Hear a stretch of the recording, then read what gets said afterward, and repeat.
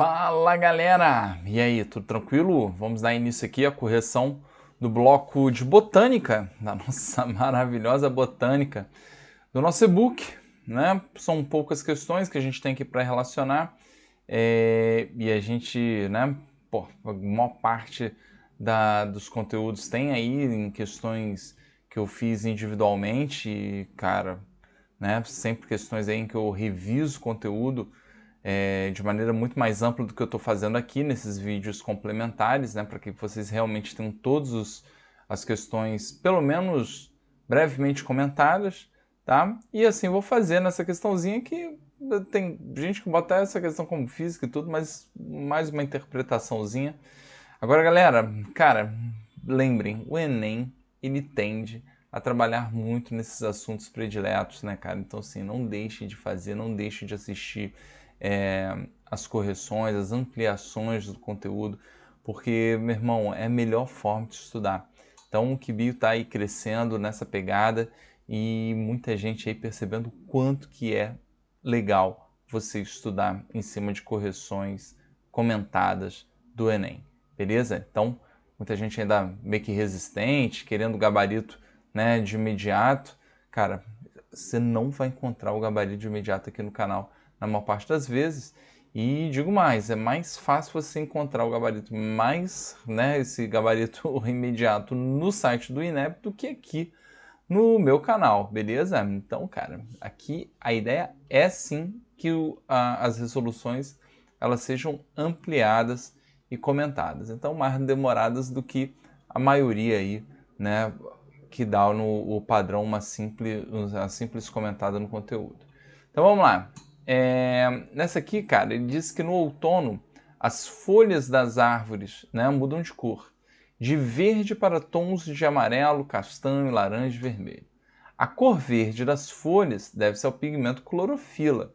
Tá? Nas plantas de folhas caducas, a produção de clorofila ela diminui, né, e o tom de verde desvanece, permitindo assim que outros pigmentos como o caroteno, de coloração amarelo alaranjado, e a antocianina, de tons avermelhados, passe a dominar a tonalidade das folhas. Então, até aqui, basicamente, ele disse o que é óbvio.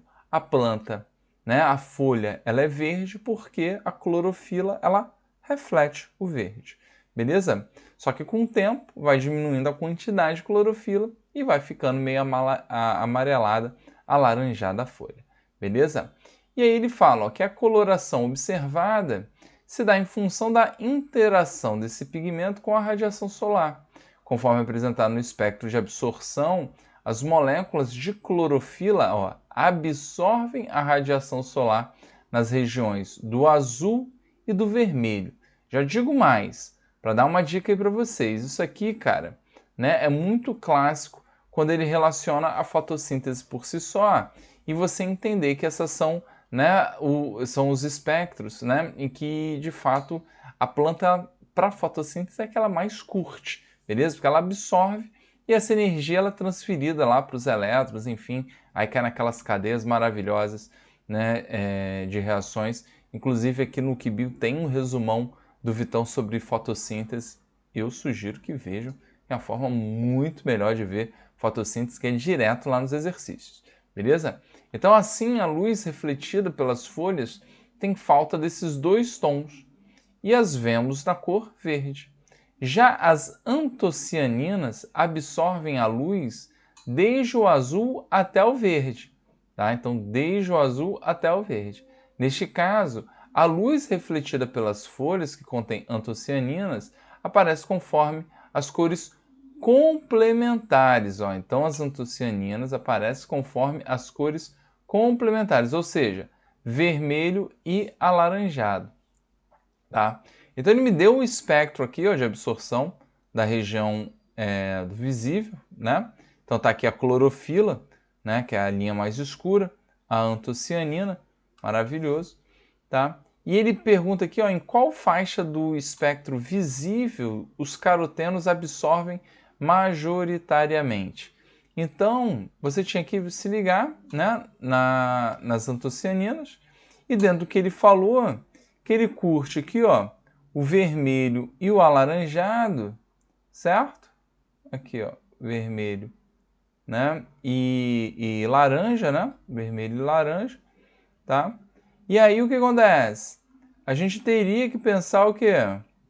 Né? Nas cores que fossem complementares, né? E aí, cara, é o que eu falei, não tem muita explicação.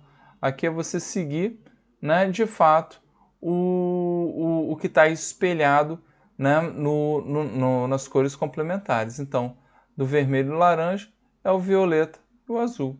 Aí, tu marcou aqui, já está na letra A, acabou a questão. Beleza? Tranquilo? Então, realmente, era, assim, não tenho nem como ficar falando aqui de fotossíntese e tudo mais, porque realmente é muito simples. Beleza? Tranquilo? Então, galera, era simplesmente um entendimento do gráfico. Show? Bueno, aqui sim, na 19, tem um pouquinho de botânica. O cara está falando que o mangue é composto por 3 tipos de árvores. A Rhizophyra mangue bravo ou vermelho, tem o mangue seriba, tem outro aqui, ó, o mangue branco. E uma característica morfológica comum aos 3 tipos de árvores encontrados no mangue está relacionada à pouca disponibilidade de oxigênio encontrado em seu solo. Lembra que, galera, o mangue ele normalmente se localiza, né, muito próximo ali, ó, à chegada dos rios ao mar. Ah, espetáculo, né? E lembra que o rio ele traz sedimentos, né, que vão diminuindo, certo? Quanto mais ele se distancia lá da nascente do rio, né?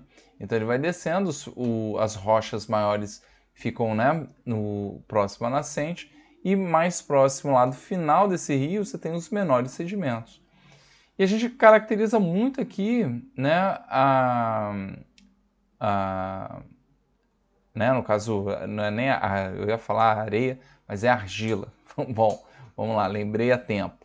Então a argila, que é um sedimento muito fino, cara, tá? Que dá aquele aspecto bem, né, de lama, sabe?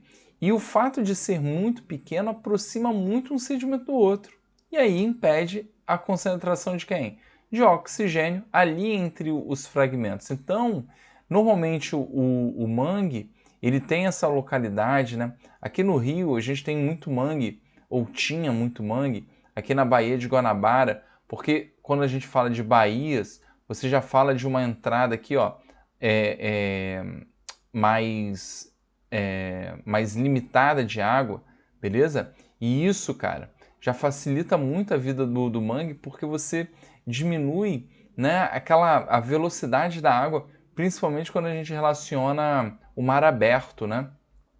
Que aí a pancadaria, né, de ondas ali e tudo mais. Aqui não, você facilita, né? E fora a grande quantidade de rios que desembocam aqui na Bahia.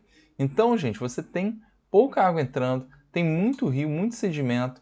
Então, um local ideal para você ter ali o mangue que vai, cara, crescendo nessa região, só que a duras penas, né?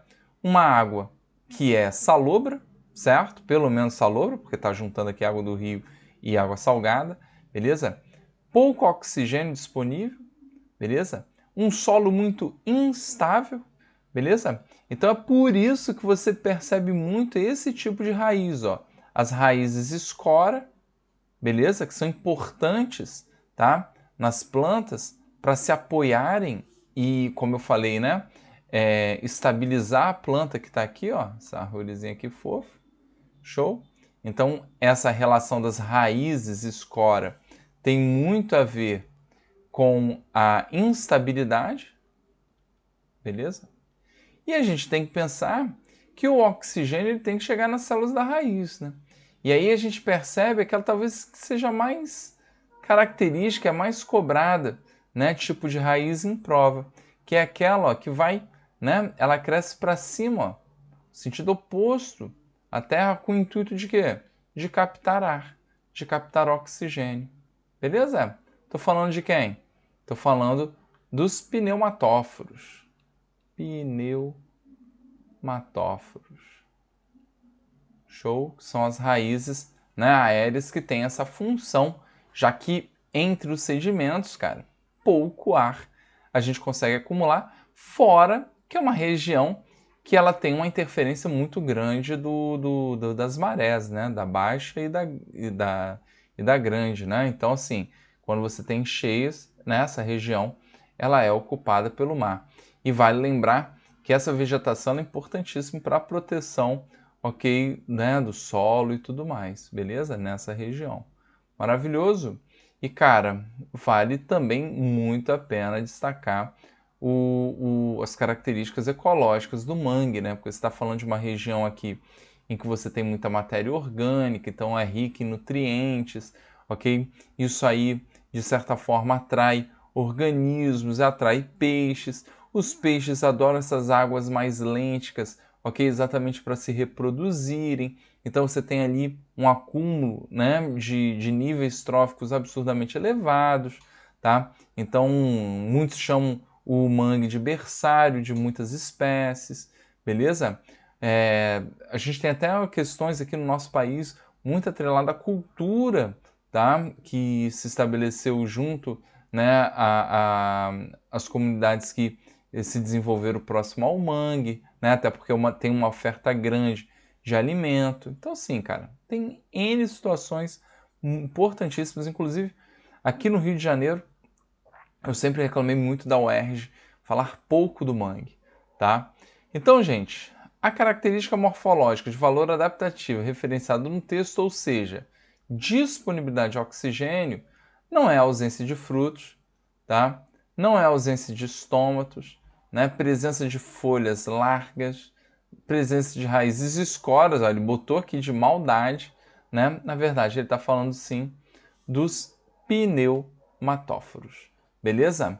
Então, uma questãozinha aí, cara, que ela pega bastante a botânica, mas é aquela típica questão que você acaba falando bastante de bioma, né?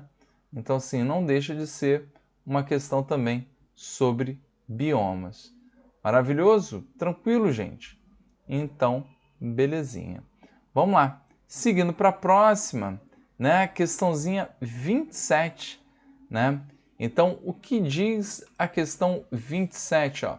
No período Cretáceo surgiram as angiospermas, beleza? Caracterizadas pelas presenças de flores e frutos. Beleza. Essas características contribuíram para que as plantas ocupassem rapidamente diversos ambientes em nosso planeta. Os frutos têm importante papel nessa ocupação porque ajudam a...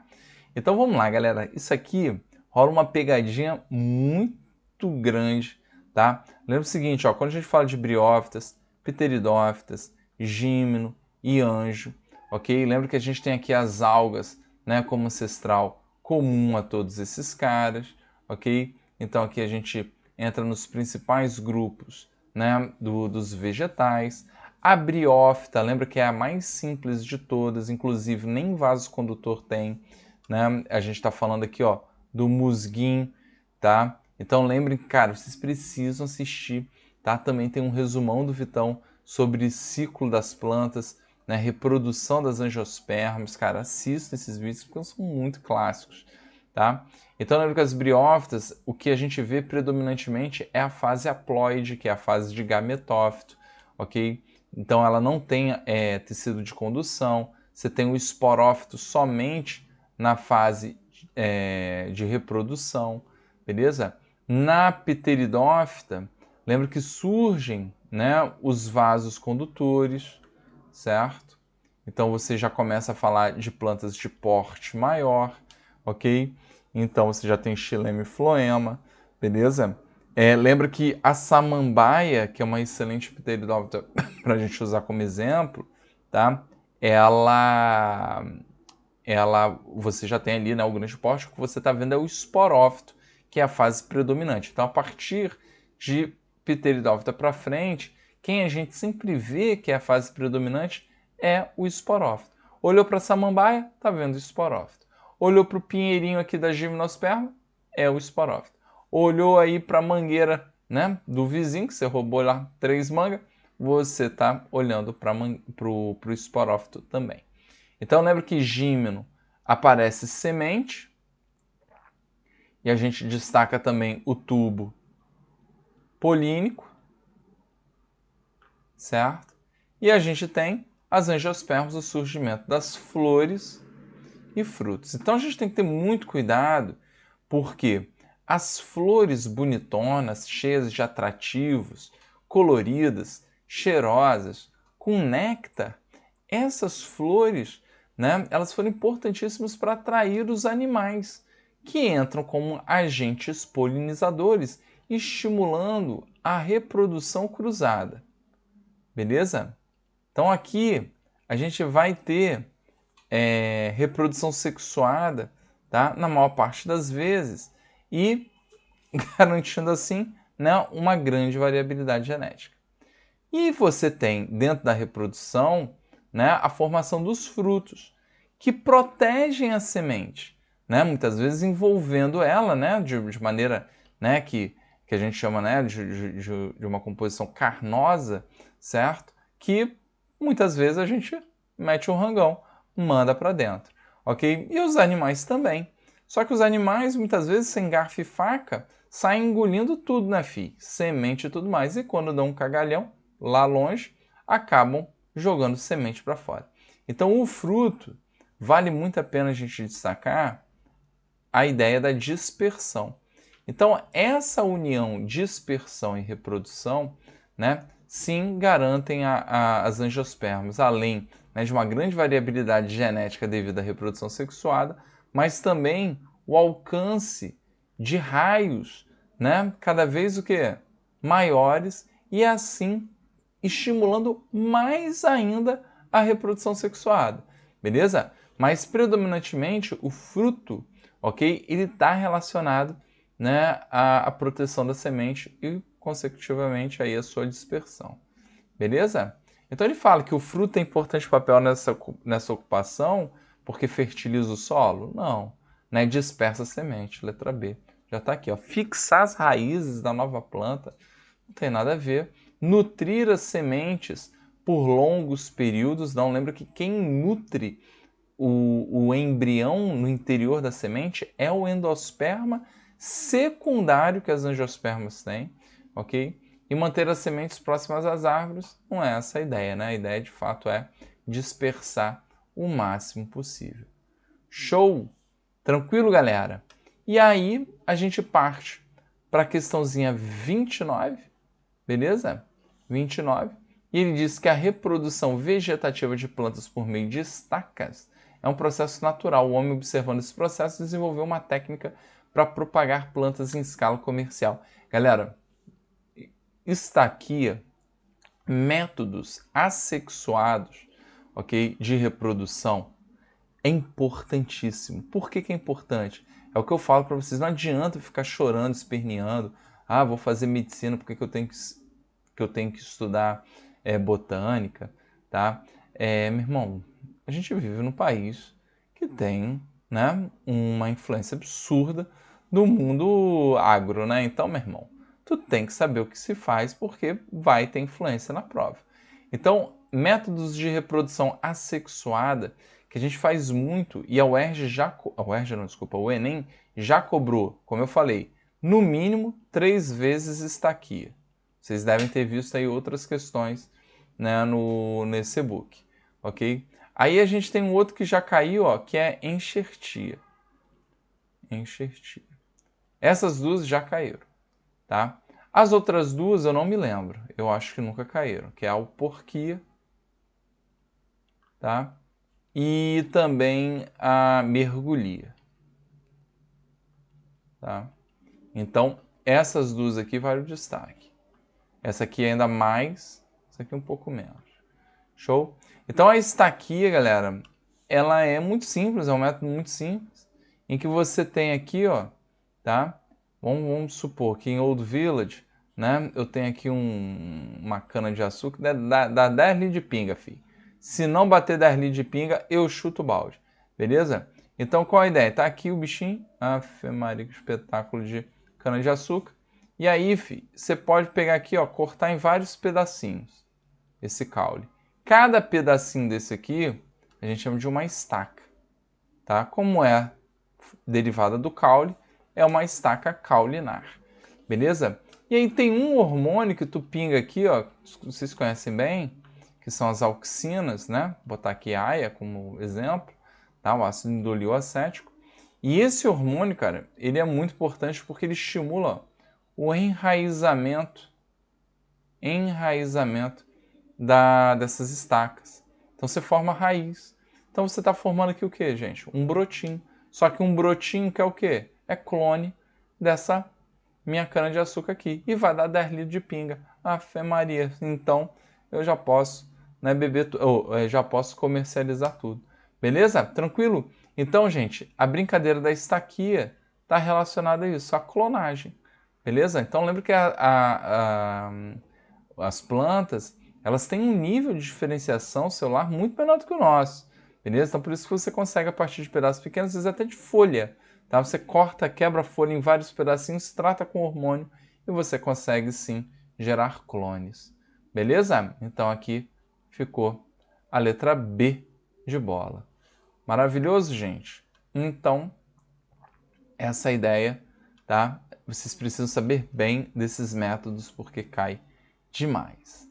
E aí, a gente vai agora na questão 30. Então, repare que a gente está pegando aí, ó, questões já um pouco mais antigas, né? 2014 e tudo mais, ou seja, papo de 10 anos aí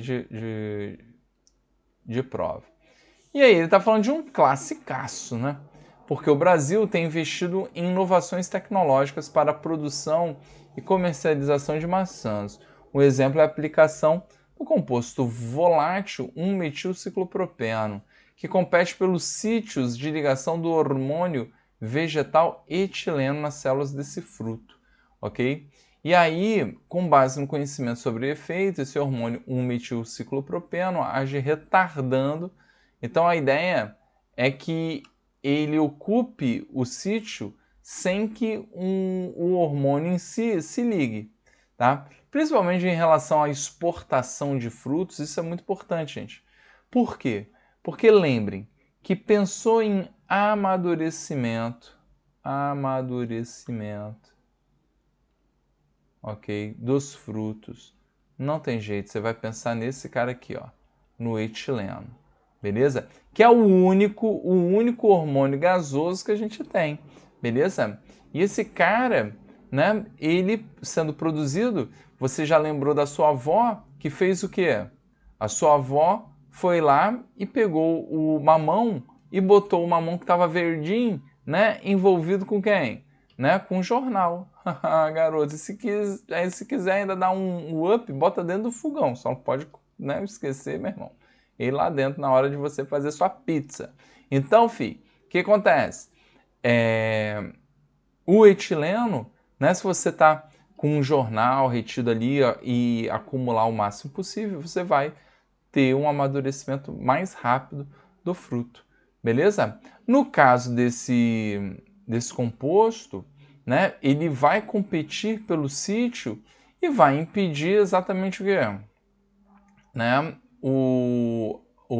a maturação, né, do fruto aí mais rapidamente. Ou seja, se você quer vender, se você quer levar para um outro país e tudo mais, você ganha aí um tempo de vida maior desse fruto, no caso aí da maçã. Beleza? Então, gente, com base nos conhecimentos, ó, sobre o efeito desse hormônio, né, ele está falando, né, do etileno aí, ó, o 1-metilciclopropeno age retardando o quê? O amadurecimento do fruto. Letra C. Show de bola, galera? Lembrando que também tem aí no canal vídeos sobre os hormônios vegetais. Valeu? Um beijo, até breve, até o próximo vídeo. Estudem, arrebentem e, cara, não deixem de baixar aí o nosso queridíssimo e-book. Valeu, até mais.